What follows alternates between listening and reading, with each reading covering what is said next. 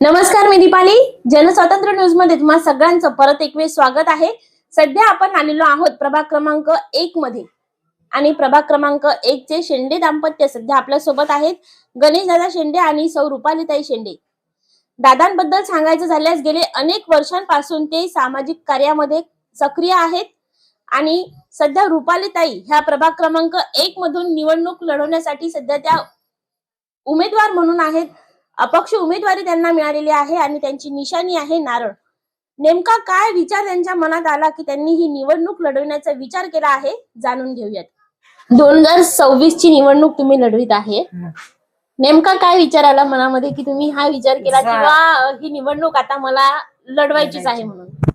प्रभागामध्ये इथले काम आहेत काही की म्हणजे प्रभाग 1 मध्ये नायगाव, शिलोडा, सलामनगर, शादाबनगर, भारतनगर, सांडपाणी, नाल्यांचे काम आहेत आणि स्टेट लाईनची सुविधा नाही आहे.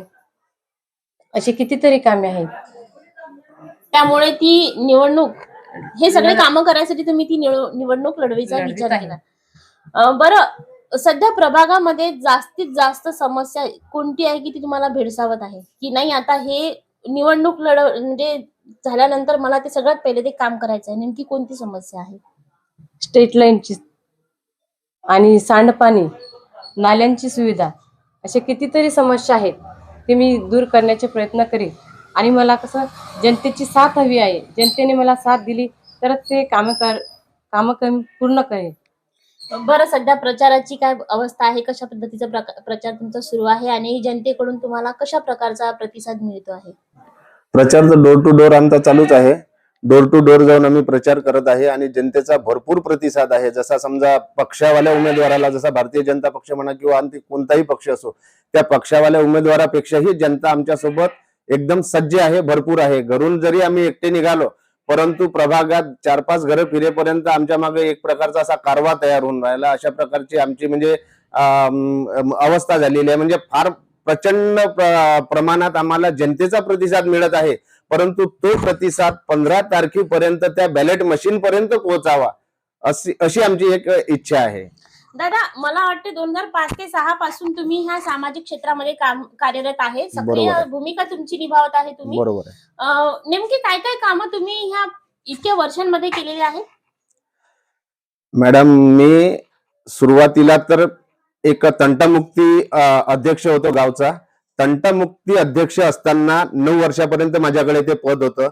त्यावेळेस मी गावात 100% दारू बंद केली होती. 100% गावामध्ये दारू विक्री नव्हती, दारू बनत नव्हती. त्याच्यानंतर वरली जुगार 100% बंद केला होता. त्याच्यानंतर जे ताश पत्ते वगैरे खेळतात ते सर्व खेळ बंद केलेले होते आणि तंटामुक्त ग्राम म्हणून पुरस्कार प्राप्त करून घेतला होता पोलीस स्टेशन कडून.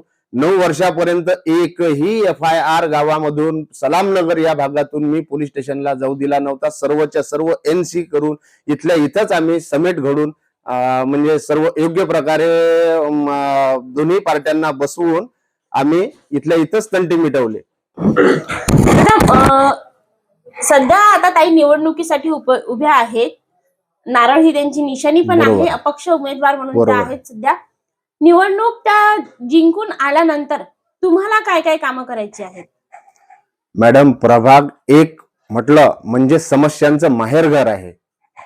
इथं कोणताही उमेदवार जर निवडून आला तर एका टर्म मध्ये पूर्ण समस्या सॉल्व्ह होणं शक्यच नाही. एवढ्या समस्या आहेत, म्हणजे दगड उचलला तिथं समस्या आहे. प्रभाग 1 मध्ये जो वाढीव क्षेत्र महानगरपालिकेत समाविष्ट झालेला आहे, जसा शिलोडा आहे, सलामनगर आहे, शादाबनगर आहे, भारतनगर आहे, BK नगर आहे, लक्ष्मीनगर आहे, गजानन नगर आहे, दुर्गानगर आहे, नानानगर आहे आणि बांबूनगर आहे.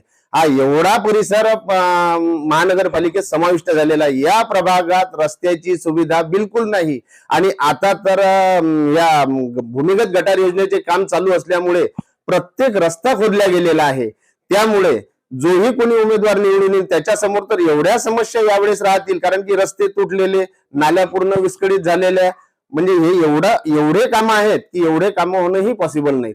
बरोबर. आणि सर्वात महत्वाचं म्हणजे स्ट्रीट लाईट. हा वाढीव क्षेत्र, हा भाग जो आहे, हा गावठाण भाग, या भागात काय हा जंगल एरिया भरपूर आहे, तुटक तुटक आहे, असा विखुरलेला आहे प्रभाग. विखुरलेला असल्यामुळे इथं काय आहे, स्ट्रीट लाईटची व्यवस्था बिलकुल नाही. जंगली जनावरांचा त्रास आहे, सापांचा त्रास आहे. म्हणजे रस्त्यावर अक्षरशः 7 नंतर जर तुम्ही कधी एखाद्या दिवशी जर रस्त्याने आल्या, 100% तुम्हाला साप बिलकुल अकोल्यापासून तर या गावापर्यंत येताना दिसेल, म्हणजे दिसेलच, अशी अवस्था गावची आहे. म्हणजे अनेक समस्या आहेत, एक नाही तर अनेक प्रकारच्या समस्या बरोबर आहे. आपल्या ह्या प्रभाग क्रमांक 1 मध्ये येतात. दादा, मला सांगाल की स्त्री सक्षमीकरणाबद्दल आपले काय मत आहे, काय करू इच्छिता महिलांसाठी? आता स्त्री सक्षमीकरणासाठी तसे तर भरपूर कामं आहेत, परंतु त्यामध्येच महत्वाची गोष्ट म्हणजे महिलेचे आरोग्य आहे, सुरक्षितता आहे. या गोष्टीकडे आम्ही विशेष लक्ष देऊ. महिलांच्या आरोग्याकडे, त्याच्यानंतर स्त्री सुरक्षित राहिली पाहिजे. रात्री बेरात्री स्त्रिया येतात किंवा कुठेही कसल्याही प्रकारचा अनुचित प्रकार घडू नये याच्यासाठी सीसीटीव्हीचे प्रयोजन आपण पूर्ण प्रभागामध्ये करू आरोग्यासाठी. आणि त्याच्यानंतर आरोग्यासाठी सुद्धा आपण काय करणार आहेत, आरोग्यासाठी इथं कुठल्याही प्रकारचा दवाखाना नाही आहे, दवाखाना इथून दूर आहे. तर त्या महिलांच्या आरोग्याची काळजी घेण्यासाठी आपण एखाद्या महानगरपालिकेचा हॉस्पिटल इथे उभारण्याचा प्रयत्न करू प्रभागाच्या माध्यमातून, अशा प्रकारचे. आणि त्याच्यानंतर सर्वात महत्वाचं म्हणजे महिलांना स्वयंरोजगार उपलब्ध व्हावा, या हिशोबाने आपण नियोजन करू. महिलांचे गट स्थापन करू. गट स्थापन करून महिला सक्षम व्हाव्या, त्यांना रोजगार उपलब्ध व्हावा, अशा प्रकारचे आपण प्रामाणिक प्रयत्न प्रभागामध्ये करण्याचे प्रयत्न करू. बरं, जाता जाता आपल्याला जनस्वातंत्र्य न्यूज चॅनलच्या माध्यमातून तुमच्या प्रभागातील जे मतदार आहेत प्रभाग क्रमांक 1 मधील, त्या मतदारांना आपण काय संदेश देऊ इच्छिता, काय आवाहन करू इच्छिता? पहा, प्रभाग तर आहे खूप मोठा, 27,000चा प्रभाग आहे. आणि हा जो पंधरवाडा आहे, आता इलेक्शनचा जो पंधरवाडा आलेला आहे, आता हा पंधरवाडा म्हटलं म्हणजे एक प्रकारचं कोणताही पक्ष आपलं एक वारे निर्माण करण्याचा प्रयत्न करतो, आपलं एक वातावरण निर्माण करण्याचा प्रयत्न करतो. इथं कसं, आता ज्या पक्षाचं बळ, ज्याच्या मागे मॅनपॉवर जास्त, तो आपलं एक वातावरण निर्माण करण्याचा प्रयत्न करतो. परंतु आपल्या चॅनलच्या माध्यमातून माझ्या जनतेला एक हेच आवाहन आहे किंवा म्हणणे आहे किंवा एक विनंती आहे की या 15 दिवसाच्या वाऱ्यात किंवा या वातावरणात ढवळून जाऊन 5 वर्षाचं नुकसान करण्यापेक्षा तुम्हाला 5 वर्षे जर एक सक्षम नेतृत्व आवश्यक असेल तर तुम्ही ह्या 15 दिवसामध्ये योग्य निर्णय घेऊन 15 तारखेला बॅलेट मशीनवर योग्य उमेदवारालाच निवडून द्या. मी असे म्हणणार नाही की मी योग्य उमेदवार आहे, माझ्यापेक्षाही योग्य उमेदवार जर तुम्हाला कोणी वाटत असेल तर नक्कीच त्या उमेदवाराला निवडून द्या. परंतु पैशाच्या लालसेपोटी किंवा जातीपातीचे राजकारण न करता धर्मनिरपेक्ष प्रमाणे तुम्ही वोट करावे, असे माझे आवाहन संपूर्ण प्रभागातील जनतेला आहे.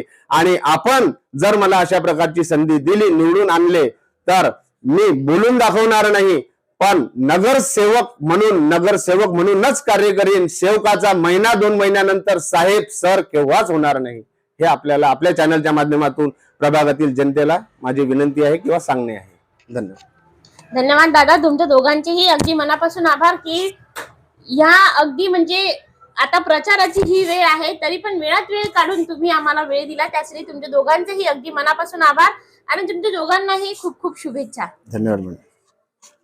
तर प्रेक्षकांना, हे होते गणेश दादा शेंडे आणि सौ रुपालीताई शेंडे. अशाच काही खास व्यक्तींसह मी दीपाली तुम्हाला परत भेटणार आहे. तोपर्यंत बघत रहा जनस्वातंत्र्य न्यूज चॅनल.